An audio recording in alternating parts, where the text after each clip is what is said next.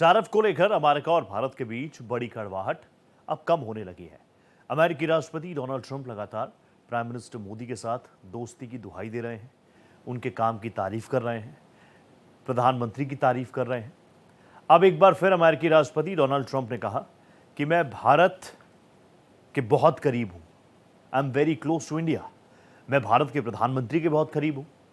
मैंने उनसे दूसरे दिन भी बात की है। मैंने उन्हें जन्मदिन की शुभकामनाएं दी। हमारे बीच बहुत अच्छे संबंध हैं।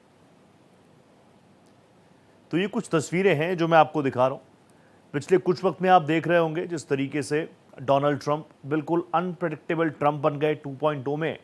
जो दुनिया उनसे एक्सपेक्ट कर रही थी उसके बिल्कुल विपरीत वो चले गए कुछ वक्त के लिए। लेकिन देर आए दुरुस्त आए।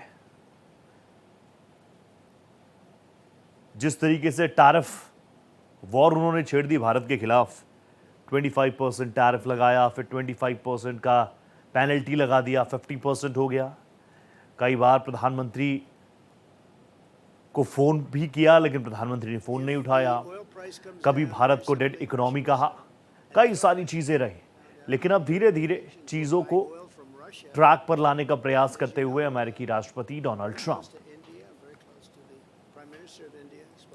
the other day, wished him a happy birthday. A very good relationship. He put out a beautiful statement too. We have, but I said, I sanctioned them. China is paying a very large tariff right now to the United States, but I'm willing to do other things, but not when the people that I'm fighting for are buying oil from Russia.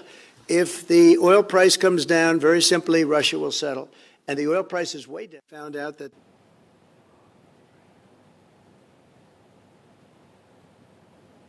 तो अब यहां से देखना होगा AI, जिसकी बात not artificial intelligence बल्कि American Indo relationship, अब उसमें यहां से क्या कुछ चीज़ें बदलती हैं, इस पर सबकी निगाहें हैं।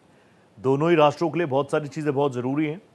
लेकिन प्रधानमंत्री पहले भी साफ कर चुके हैं कि मेरी दोस्ती बहुत अच्छी हो सकती है, मेरे पर्सनल नफ़ा नुकसान हो सकता है, लेकिन वो बाद में है। हमारी प्राथमिकता भारत है और वो सर्वोपरि है।